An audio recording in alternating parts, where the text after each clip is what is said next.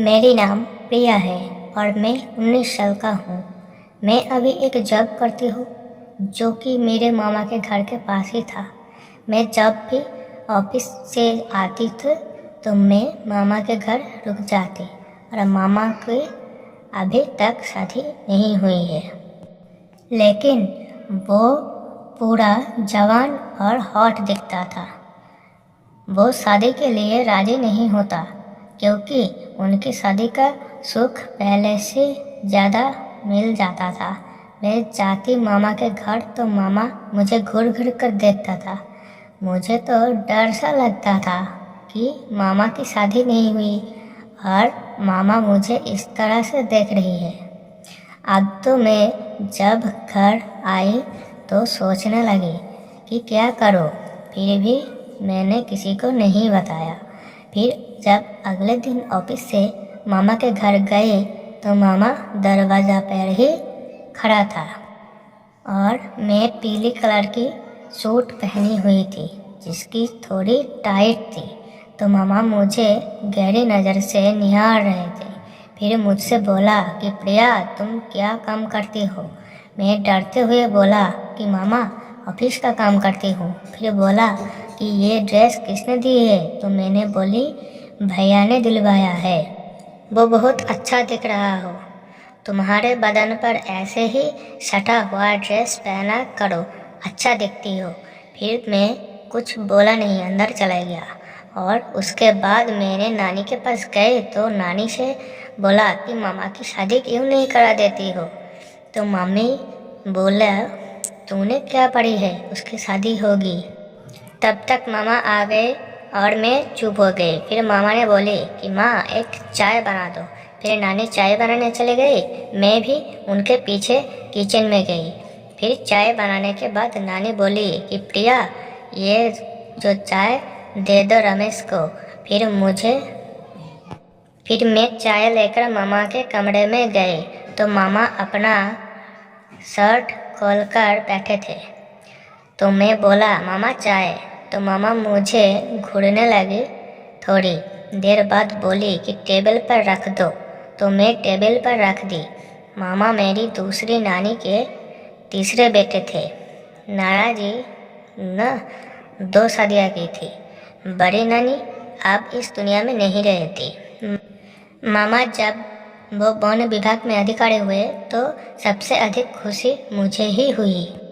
हाँ, तो मामा के लिए रिश्ते की बड़ा से आ गई भी उन दोनों, लेकिन बड़े नाखर थे मामा के विवाह के लिए, क्योंकि छोटी नानी की पहलवी की 2 संतानें पैदा होकर चल बसी थी और मामा बड़ी मननिया के बाद पैदा हुई है।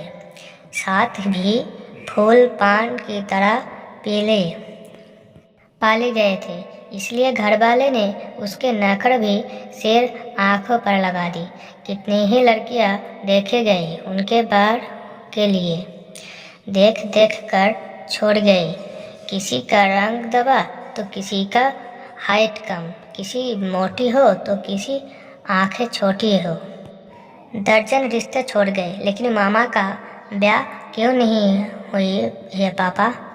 मैं और नानी को कई बार कहते सुना कि रमेश को तो कोई हो ही नहीं पा रही थी। हाँ, मेरे मामा ही थे, लेकिन ऐसे कि उनके साथ कोई ऐसी भी लड़की जांचती ही नहीं। गोरे, उज्जवल, स्वस्थ, सुदर्शन, आकर्षक, कितने विषण हूँ मैं उनके लिए। मामी के लिए मेरा सब भी काफ़ी था, लेकिन हुआ कुछ ऐसा कि एक दिन मामा और उनके घनिष्ठ मित्र यश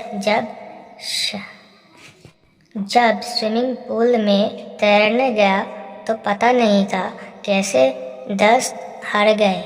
मैं डूबता चला गया।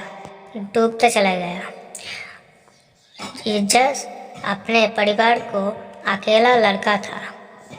रमेश मामा जब उनके वृद्ध माता पिता के दिलासा देने पहुंचा तो नाना भी साथ थे।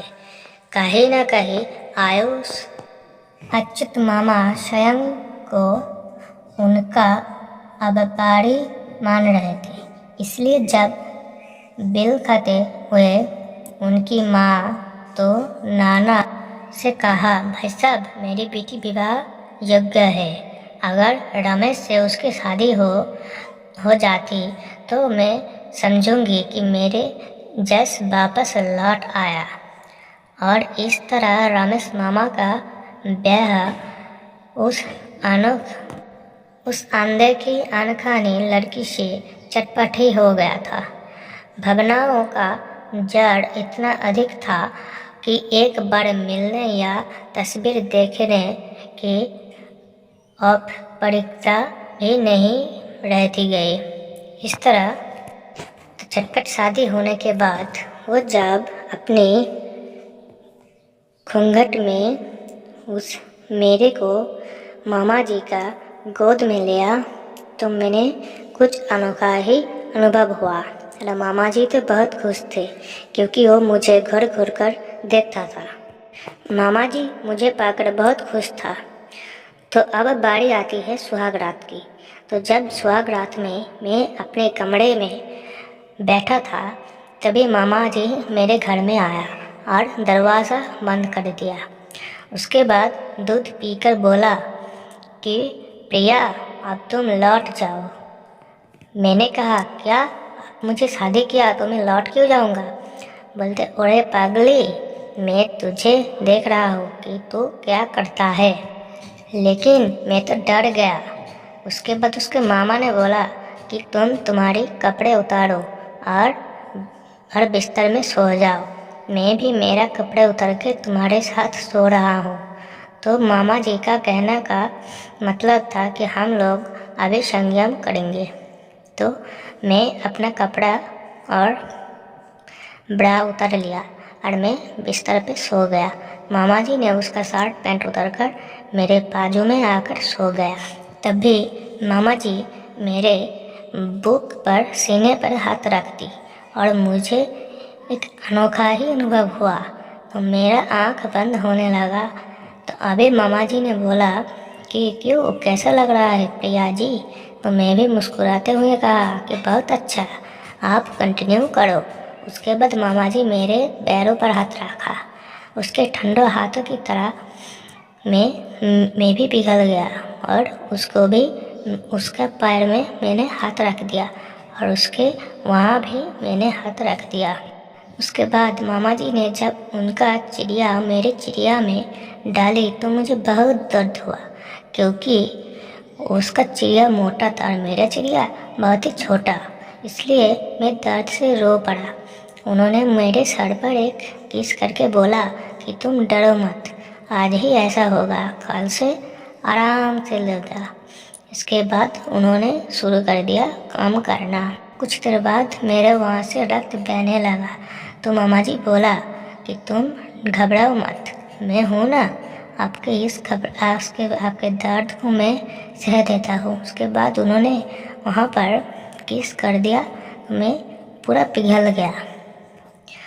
तो इस स्टोरी को सुनने के बाद आपको कैसा लगा ज़रूर कमेंट करके बताओ और सब्सक्राइब करके पास रहो।